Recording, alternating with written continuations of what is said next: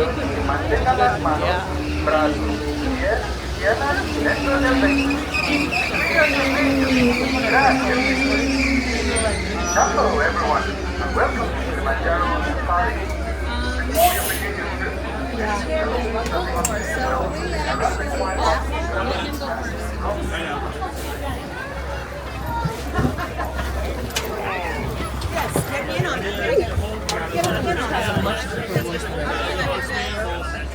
Yeah, and I said you're off. If you're on the right side, watch your hands, arms, feet, legs. Those doors are closing.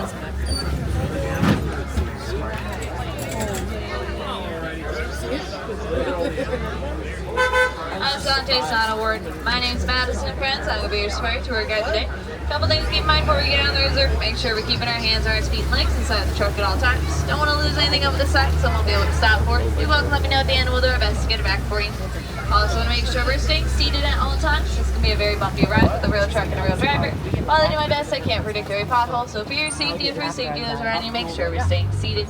That includes any friends they be seated on our laps.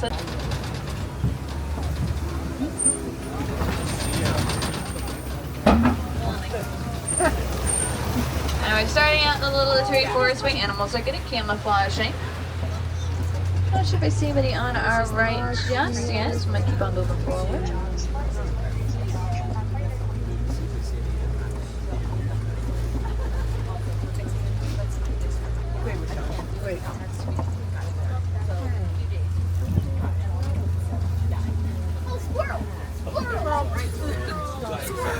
Coming up on some saddle-billed storks. These storks can average about 5 feet tall and have a wingspan of over 9 feet. About as wide as the canopy above your head.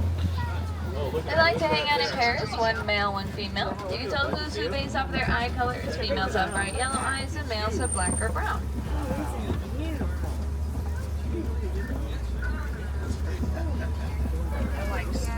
Stand up.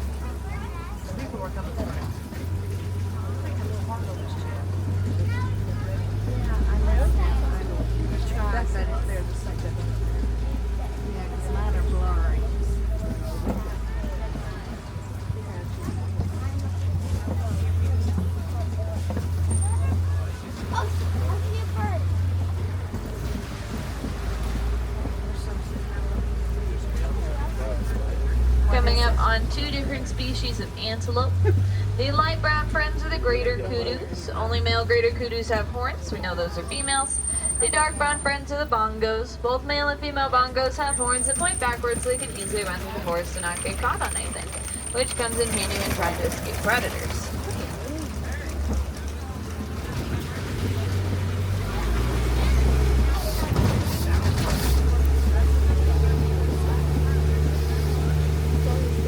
Now we're heading into the Safi River.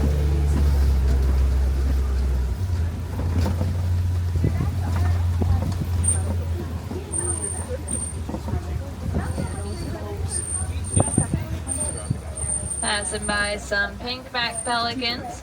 They get their name from the pink coloration their feathers get during mating season.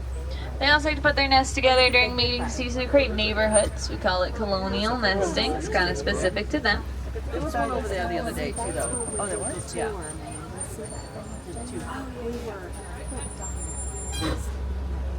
Another friend that likes to live here in the river is the Nile hippo. Hippos are a little bit more difficult to spot sometimes though, as they can hold their breath for up to 8 whole minutes and like to walk along the bottom of the river floor.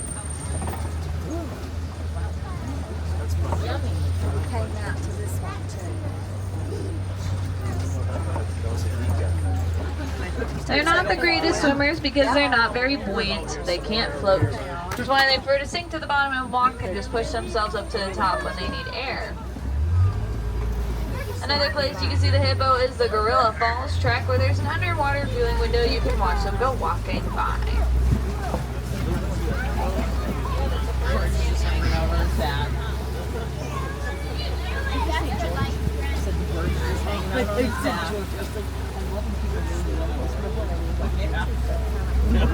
The monkey.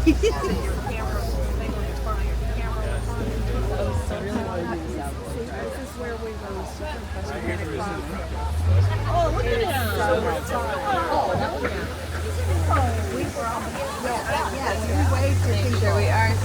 seated friends. Our smaller friends may be seated on our lap. Fastened by the Nile crocodiles. Crocodiles can average 16 feet in length. They are carnivores and reptiles. There's one sitting in the water over here. There's two sitting in the water over here. No, they all escaped. It looks like there might be a little bit of traffic ahead of us from an animal crossing the road, but hopefully it doesn't slow us down too much. So we'll be moving here again just a moment.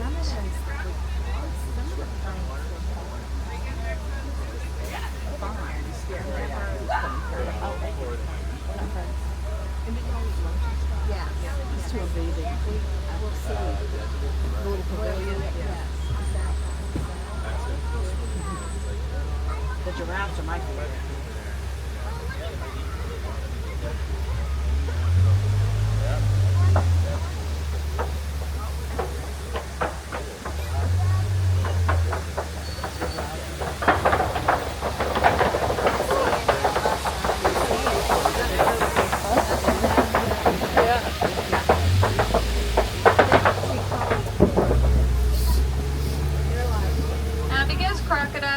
Reptiles. It means they are cold-blooded. They rely entirely on their environment to regulate their body temperature. On a warm day, they like to hang out in the water to keep themselves cool. If they begin to overheat, they can open their mouth and release all that hot air, much like a dog panting. On colder days like today, they like to hang out up on the beach so they can soak up as much heat as they can from the sun to keep themselves warm.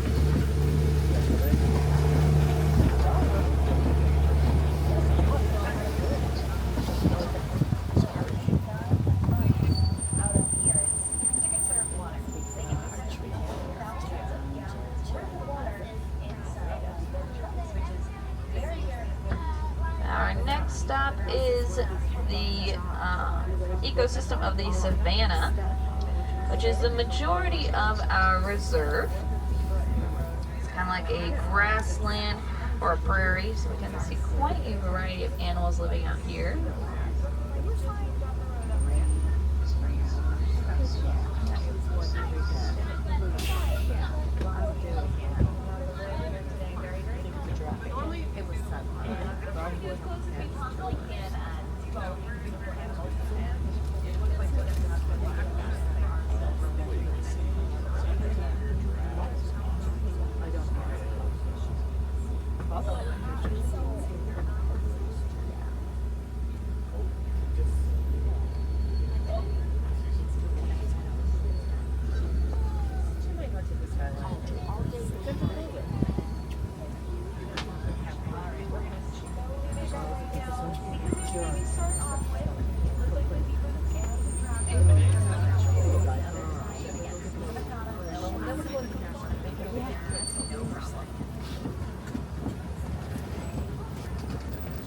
We're passing by the baobab tree. Baobab trees get the nickname the tree of life because they can hold tremendous amounts of water in their tree trunk. Makes them a very important resource during dry seasons and droughts because animals can burrow holes into the side of the tree to get out water. They are kind of like nature's version of a water tower.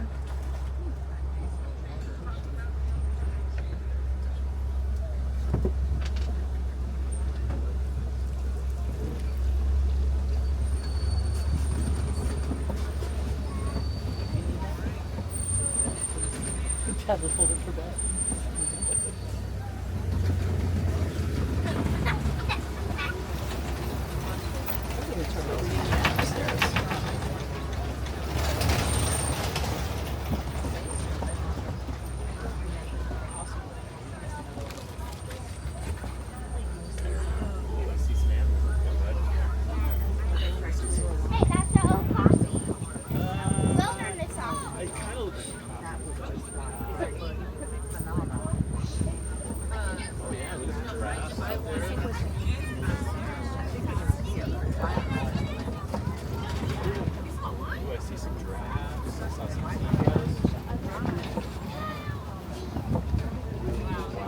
We are coming up on the Ankole cattle.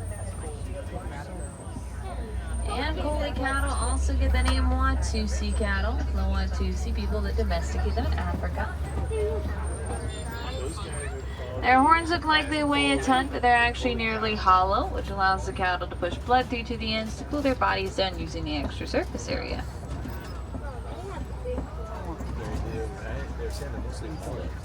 Good thing, I don't think they pull at their head.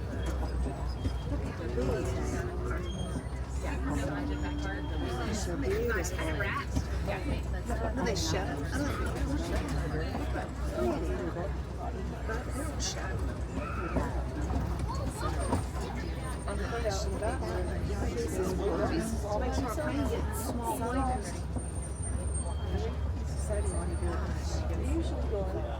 There's a wildebeest out there in the meadow.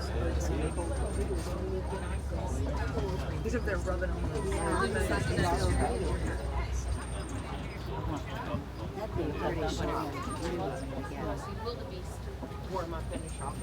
We're passing by a den that is a common hideout for African painted dogs. I'm not sure if I see them at this exact moment.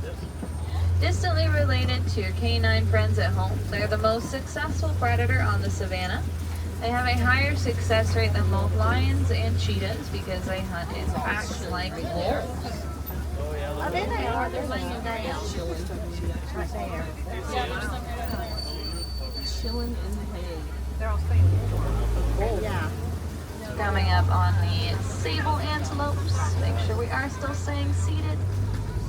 Sables have unique horns that arc backwards so they can protect themselves from predators that might try to jump on their back. This comes in handy because their fight or flight response is almost always geared towards fight, so those pointy horns is a useful defense mechanism. There's also the wildebeest. Wildebeest get their name from the Afrikaans word for wild beast. Another member of the antelope family, and they look a little bit different from other species of antelope because of the shape of their face and their horns.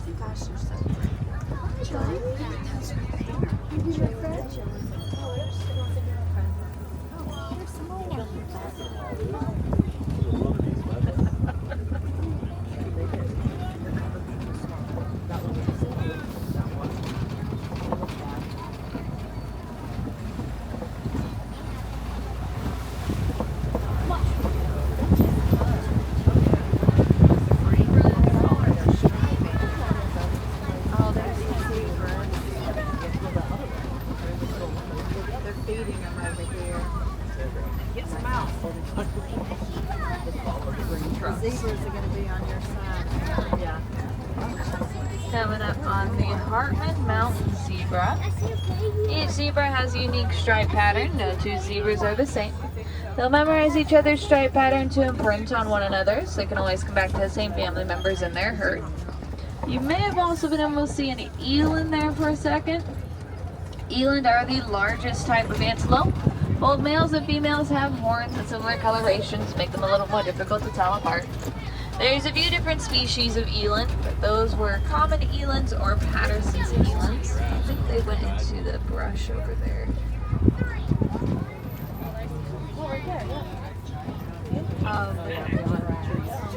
Coming up on some springbok, a very small species of antelope that's kind of scattered amongst the hill ahead of us.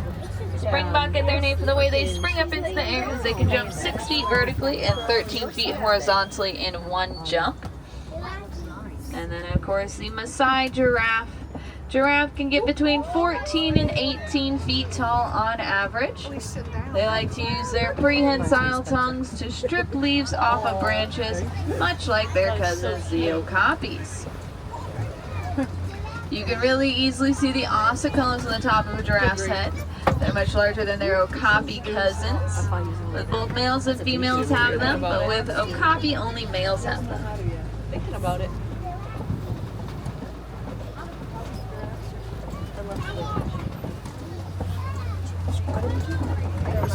We went that way.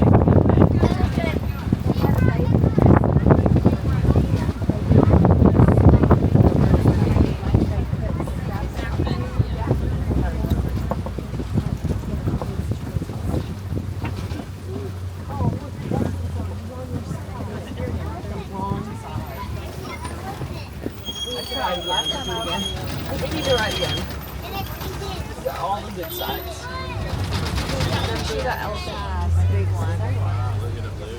Passing by An African elephant. Elephant are the largest land mammals, and African elephants are the largest species of elephant, so the biggest of the big.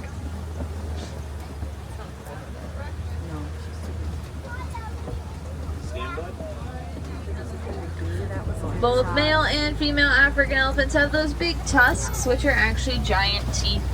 They have the same thing the ear teeth are made of, enamel and dentin. They don't chew with those tusks though, instead they use them to dig stuff up out of the ground, kind of like tiny shovels. There's a few different friends in the animal kingdom that have tusks like this.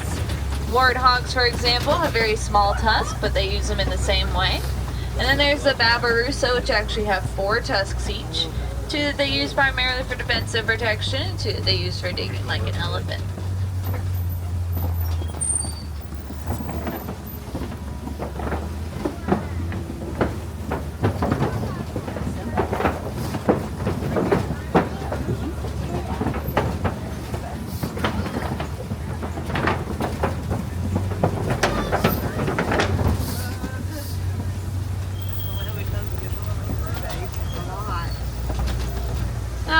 Are quite smart, but occasionally that can get them into a little bit of trouble. A while back they learned that farms were a great place to find food, but of course the farmers weren't too keen on that.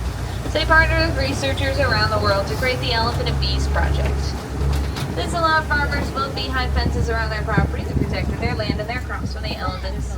And it worked really well because elephants are terrified of bees. They can't stand the sound that bees make and will do everything in their power to keep away from a hive they can hear from a distance, even going as far as to alerting other herds of the danger in the area and to stay away.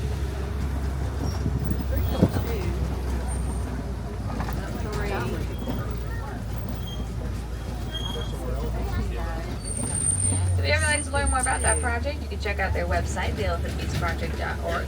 You can see profiles of the farmers that participate, learn where they sow their honey, what crops they grow, if you're interested in conservation yourself, take a look at researchers that founded the project. It's a great place to start for inspiration. Yeah, I bet you that's coral. Oh, there's other things there. See, yeah, you'll see it in a minute when you go around, maybe. Look back there. She's back in the corner.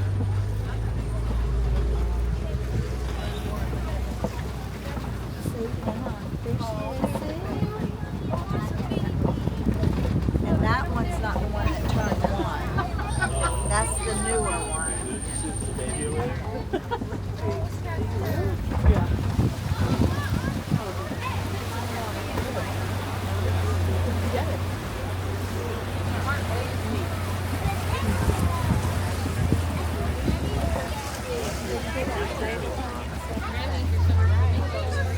Passed by some greater flamingo. Yes. These flamingo get their pink coloration from the brine strip that they eat, which has beta carotene in it. When they hatch from their shells, they're gray-silver color. As they get older, they lose those baby feathers and turn white and brown, and eventually pink if they eat enough. Look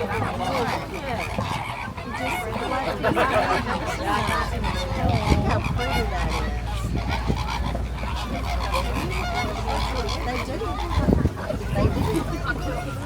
Yep. They do.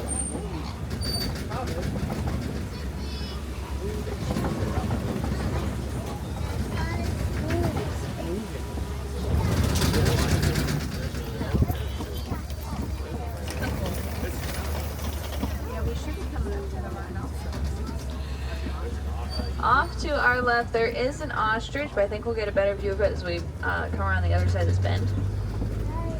Ostrich are the largest flightless birds and the fastest two-legged creatures because they can run up to 45 miles an hour.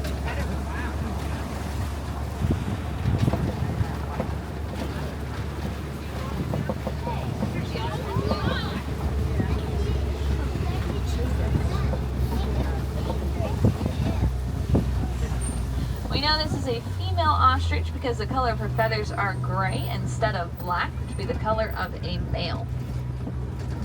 And this one too. There's also some cheetahs over here. Cheetah are the fastest land mammals, but they're not a species of big cat because they can't roar. Instead, they meow, chirp, and purr to communicate with one another. They have non-fully retractable claws, which means their claws are always out so they can dig into the ground and get better traction when they run. There's another And one. they prefer to hunt during the day and sleep at night because their eyesight's better in the daylight and their spots help them blend in with shadows created by trees. There's another one right here. And there's another one right there by that log. Right there while they're out.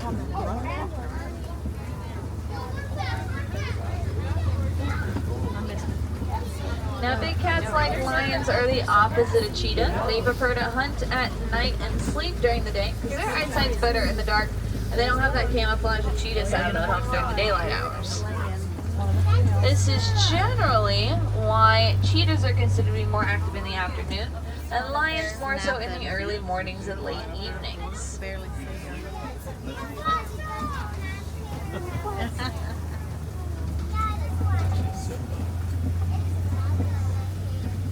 Coming up on some white rhinos. White rhinos get their name from the Afrikaans word bite, which means wide, refers to their wide mouth. Most rhinos have 2 horns on their face. Those horns are made of keratin. It's the same stuff your fingernails and hair are made of. There's also some waterbuck. The waterbuck are a species of antelope in which only males have horns. We know those are females. They get their name for their great affinity for water. If they find a spot they like, they won't migrate too far from it.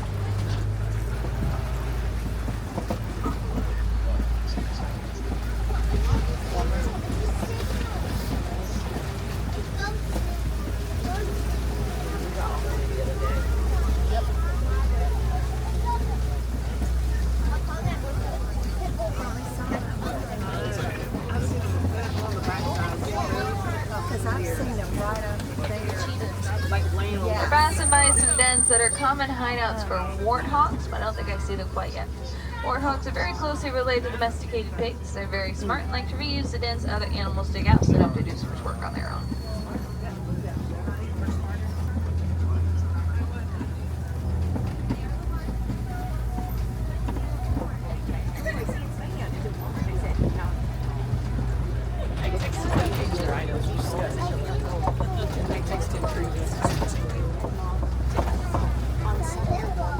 Now we're going to start to make our way towards our warden outpost to see if we can find domesticated friends before making our way back home.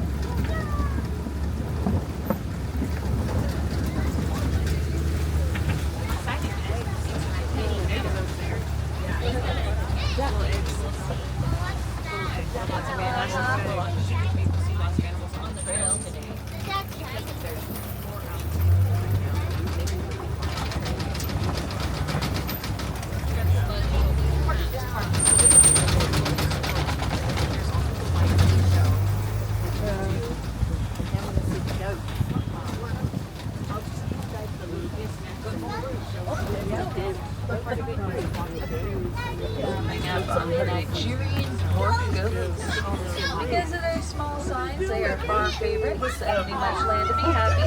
You can still get byproducts like milk and cheese now, which makes them a great secondary source of income. Oh, look at the one inside the Giraffe. Look at him in the back. In the back. Oh. That's too cute. I have to tell Skip I need one of those in our backyard for our goats to get in. Yeah, I know.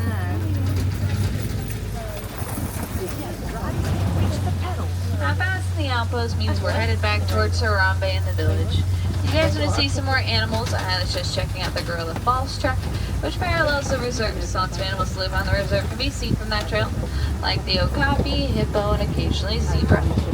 There's also the Maharaja Jungle Trek over in Asia, which has Asian indigenous animals like the tiger and the Komodo dragon. Both of those trails are self-guided, go at your own pace, walking trails. You don't need to stand in a queue to enjoy. So nice break from the other attractions at the park.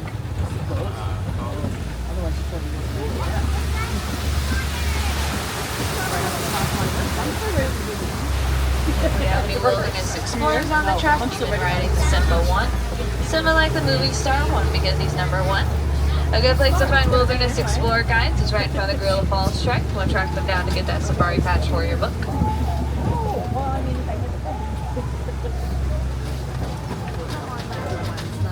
As you go about the rest of your day, keep an eye for the recycling bins around the park. There it is. Recycling is a super easy way to contribute to conservation. It helps protect the land the animals here depend on, and it's so easy you can do it every day.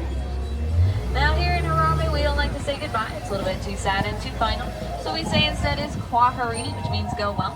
So I hope everyone goes well, go wild, go have an amazing rest of your day, and go make a difference out there, friends.